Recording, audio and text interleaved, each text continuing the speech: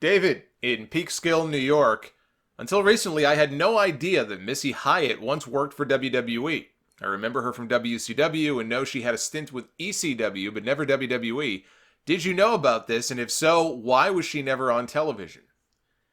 I learned about this years ago, and I was very surprised to find out about it like you were. But yes, Missy Hyatt did indeed work for WWE for all of 2 months, I think it was. This was around the time of WrestleMania 3. She was with Eddie Gilbert at the time. They were dating. They were working UWF. She got the call from Vince McMahon to come on up for an interview. Eddie went with her. And Gilbert opted not to go with her. I don't know if he had an open spot in WWE waiting for him as well, but he opted to stay because I guess he was interested more in booking and not just wrestling, and that just wasn't something that was on the table with him in WWE. So she went with the idea that she was going to host a talk show segment to replace Piper's Pit. Vince McMahon, he knew that Roddy Piper was on his way out after WrestleMania. I mean, his match with Adrian Adonis was billed as a retirement match at WrestleMania 3. And he needed somebody, he felt, to replace Piper. And he thought, well, why not a beautiful woman like Missy Hyatt? So they brought her in for a segment called Missy's Manor. They taped a bunch of these Missy's Manor segments for TV. She interviewed big names for it. Harley Race, the Honky Tonk Man, Macho Man Randy Savage and Elizabeth together, Bobby Heenan, and I think one or two others. The segments were taped for television, but they were so horrendously bad that they just never made the air. I don't think any of these aired anywhere. But Missy got all of the segments. She probably went to them and said, hey, can I have them? And they gave her the footage. She has all the segments, and she put them up on her old YouTube channel. She hasn't uploaded anything. I checked, her YouTube channel hasn't been updated with any new videos in 5 years. But the segments are all up there if you want to see them. There's actually, on the same YouTube channel, she posted a home movie from when she and Eddie Gilbert were together, them just hanging out by the pool at home, and Paul Heyman is there. A young Paul Heyman. If you ever wanted to watch a young Paul Heyman ride down a water slide, then boy, do I have the YouTube channel for you. You could just go watch it there. But the idea that Missy Hyatt was going to replace Rowdy Roddy Piper and Piper's Pit, like, you watch these videos and then think about the idea that she was going to be the big replacement for Piper after you watch these things. That would be like AJ Styles announcing his retirement and WWE rehiring Enzo Amore to take his place. It would be a crime against humanity. You just would not do it.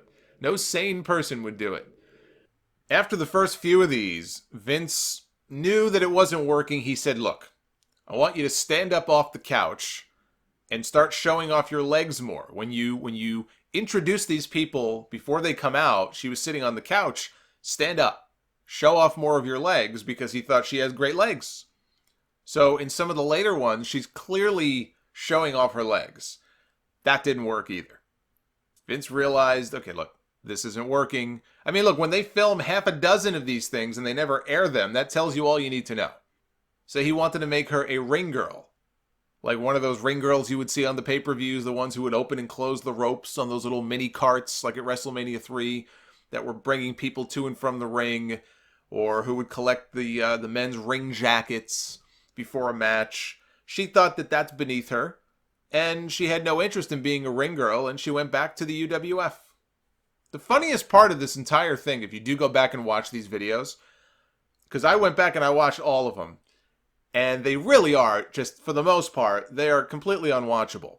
But at the end of one of the Missy's Manor with the Can-Am Connection, Rick Martel and the Z-Man himself, Tom Zenk. And God bless Rick Martel, he belongs in the Hall of Fame yesterday. And he went on to become a great heel.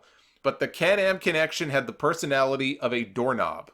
So this segment was doomed to fail from the moment they walked out. But in the final seconds of the Can-Am Connection one, when Missy walks off with them to go do God knows what, it's like the last 5 seconds of the video. You can clearly hear some little kid in the background call her a fucking bitch.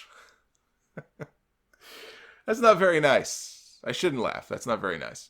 It just kind of came out. It caught me off guard. especially back then.